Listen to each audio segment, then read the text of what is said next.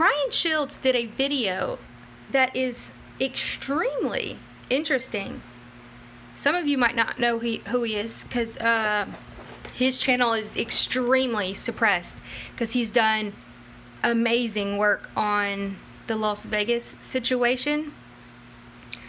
I'm going to show y'all a video that connects AOC and Bloomberg. And it only got like 500 views on his channel because it's so suppressed.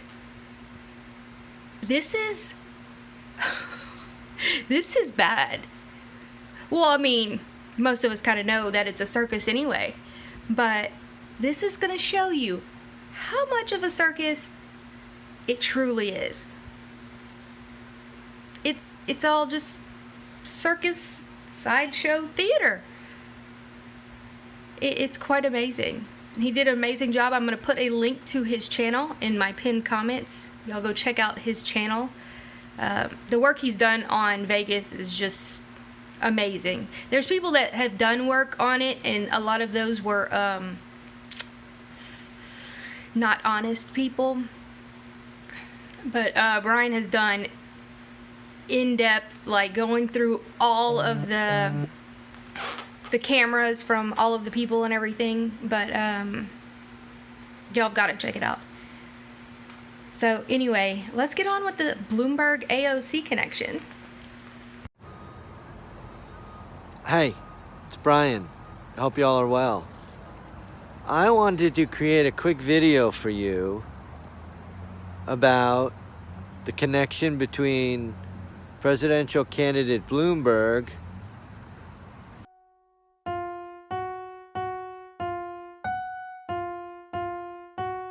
and Alexandria Ocasio-Cortez, two New Yorkers. I literally made a student loan payment while I was sitting here at this chair. So what's the connection between Mayor Bloomberg and AOC? Years apart in age. What is the connection? Actually, the connection is very frightening. It goes all the way back to July 23rd, 2003. Now, AOC wasn't even in college yet. I believe she was maybe in middle school.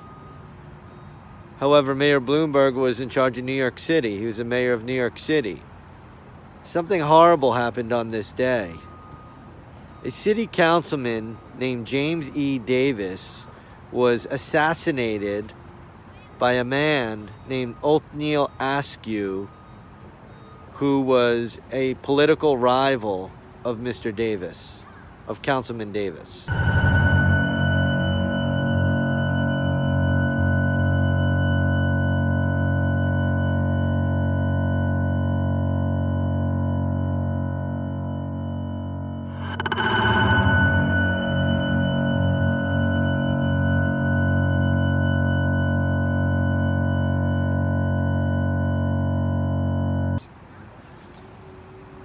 Mr. Othniel Askew walked through the City Hall doors with James E. Davis.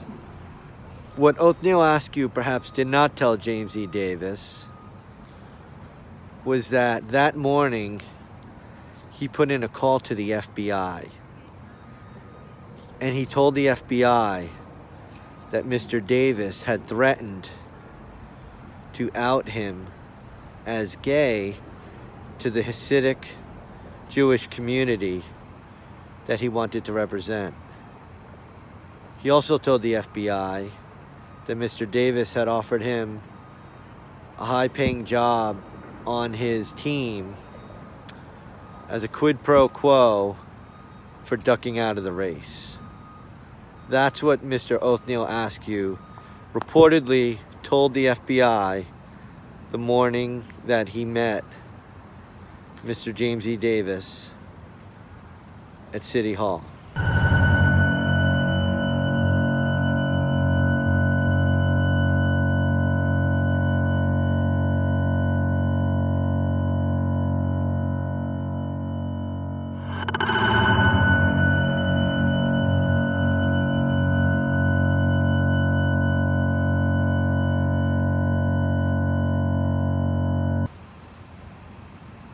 So apparently, according to the reports, Othniel Askew and James E. Davis meet at City Hall.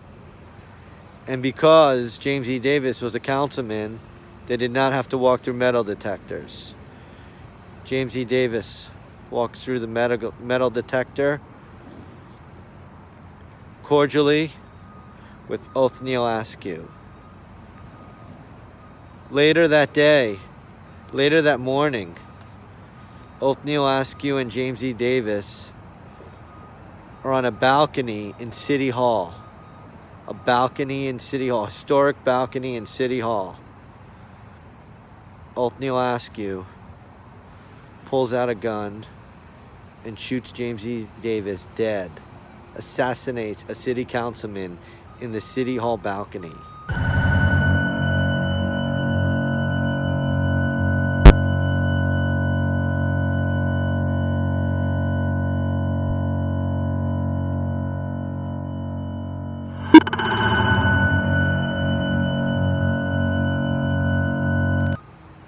A New York City police officer, armed with only his pistol, looks up, puts Othniel Askew in his sights, and shoots him dead.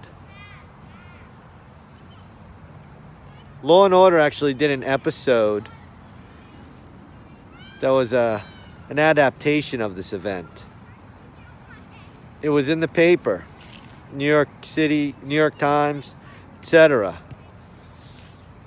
One of the most horrific events ever to happen at City Hall. Mayor Bloomberg, luckily, was okay. He was actually in City Hall at the time this happened. If you look at the quotes in the news following this horrendous event, there are two quoted people that are very interesting.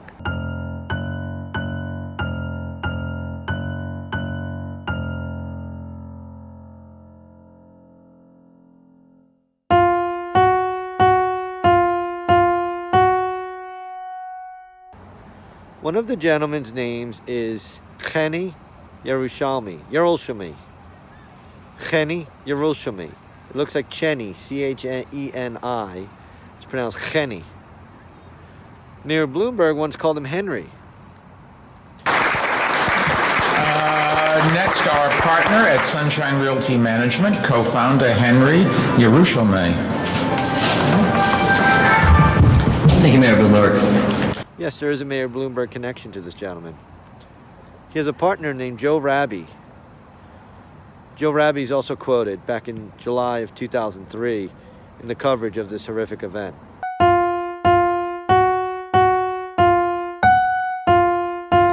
Thank you for inviting me. I speak today for myself and for my partner and best friend, Joe Raby, who couldn't join us because he just got married.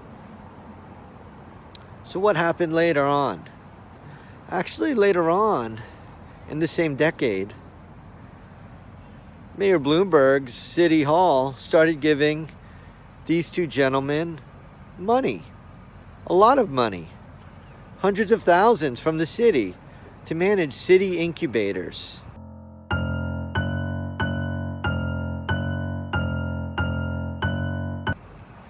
In fact, Henry was known as one of the leaders in incubators back in the day. He actually had an interesting connection to one of the social media gurus of the age. This gentleman over here started out in wine. Now he's a marketing maven. Nerd Chuck, and I'm massively pumped about the VaynerMedia Sunshine Suites thing I'm going to tell you about right now. Yes, friends with Henry Yerushalmi. So who is Henry Yerushalmi? And what does he have to do with AOC? Well, interestingly enough, in one of the more publicized events at one of Henry's incubators, AOC was quoted. Yes, AOC was quoted. And a famous senator was there as well. In the Bronx is jobs. We have to be able to unleash the entrepreneurial spirit and the economic potential that a lot of these young businesses have.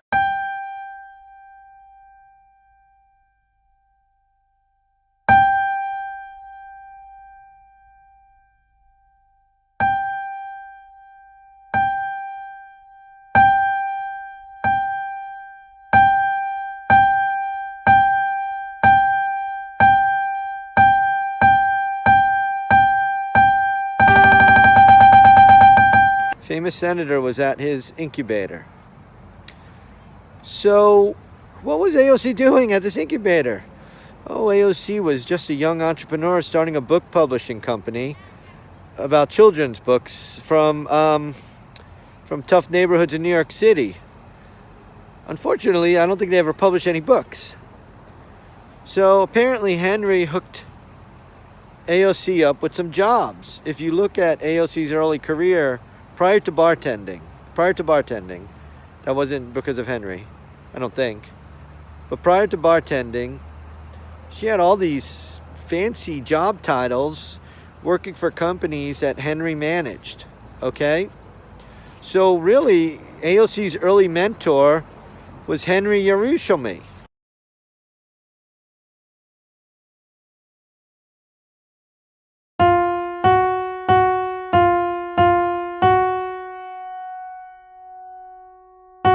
My name is Alexandria, and the project that I'm working on is a publishing house called Brook Avenue Press.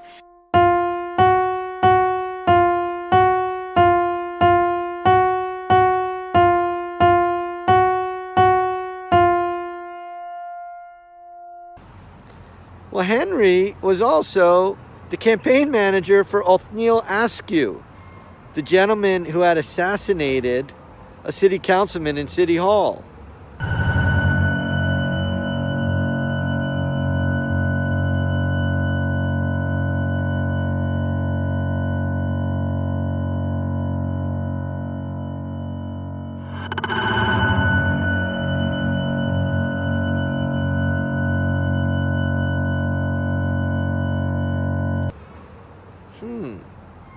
Now, a lot of people have been speaking about this connection. Now, where's Henry today?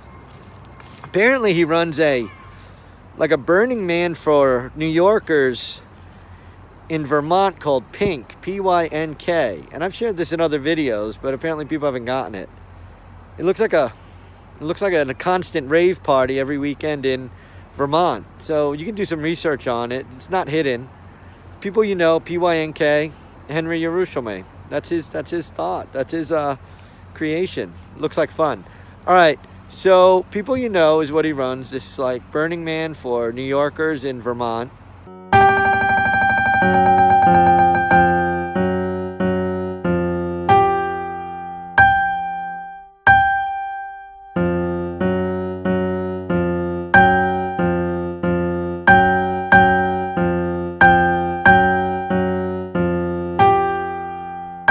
We have a lot of parties and events. We purchased a vacation home in Vermont as a corporate getaway, so you could take advantage of that in addition to all.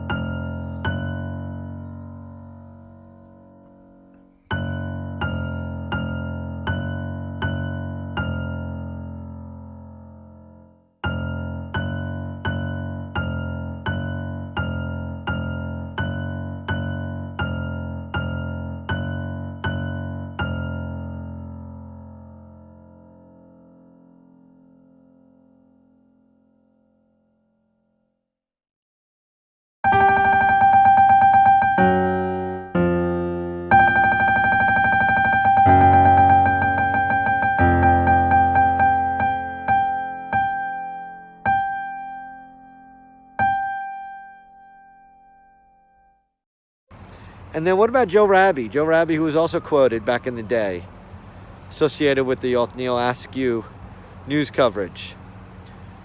Where's he? Well, he apparently is a venture capitalist working in Israel. And apparently his venture capital firm likes to invest in companies run by Israeli intelligence. It's interesting.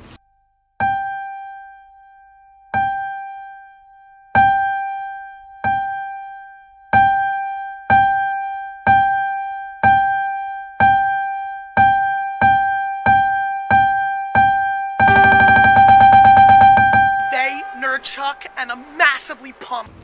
So when will Mayor Bloomberg and AOC acknowledge their common link? Both of them obviously know Henry Yerushalmi. Mayor Bloomberg has mentioned him by name. Mayor Bloomberg has given his incubators hundreds of thousands of dollars. now defunct incubators, actually. He's given them hundreds of thousands of dollars. Henry gave AOC a job when she was a struggling book publisher that never published books.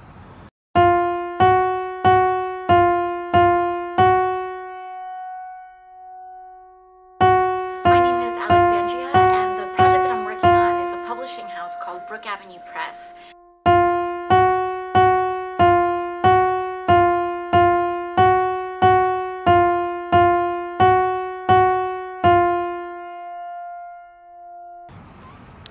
Nobody ever mentions Henry in their stories. I wonder why. Have New Yorkers forgotten about the death of James E. Davis? Has the New York Post forgotten about the assassination of James E. Davis? Will the New York Times do any journalistic research at all into this connection? It is a strange connection. Two of the biggest political figures out of New York City are linked over decades by an individual who was a campaign manager for a gentleman who assassinated James E. Davis. Closely linked to this gentleman. Why don't they interview Mr. Henry Yerushalmi?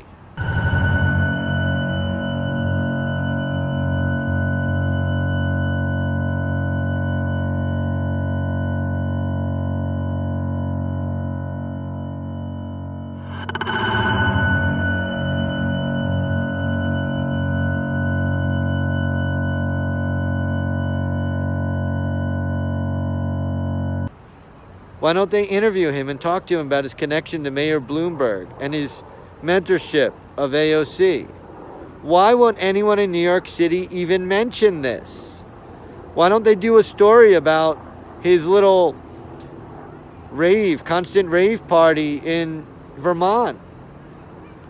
Or how he got hundreds of thousands of dollars from Mayor Bloomberg's New York City for his now defunct incubators? And what was his early relationship with Othniel Askew? And how did that morph into a relationship with AOC? These are arguably two of the biggest political figures in the United States right now, and not one journalist is covering this story. Particularly the spineless journalist from New York City. Okay, I'm out of here.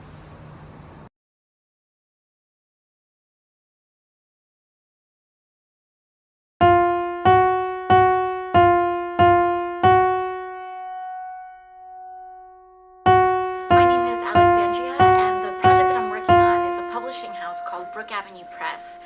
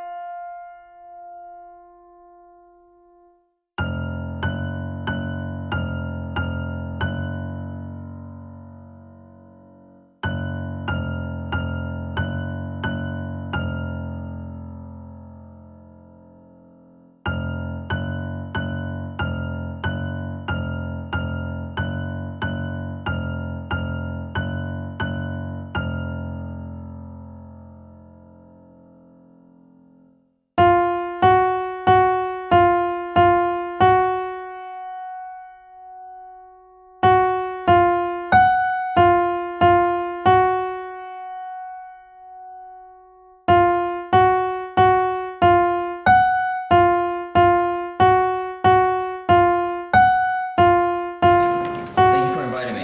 I speak today for myself and for my partner and best friend, Joe Robbie, who couldn't join us because he just got married.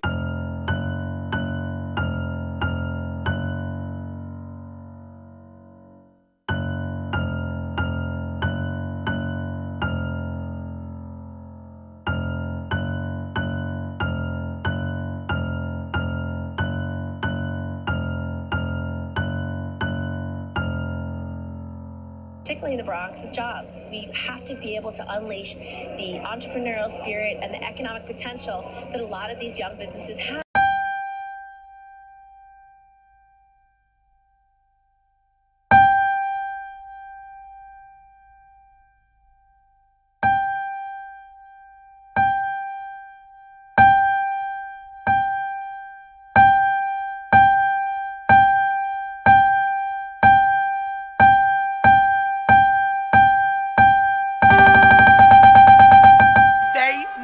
talk and I'm massively pumped about the VaynerMedia Sunshine Suites thing I'm going to tell you about right now.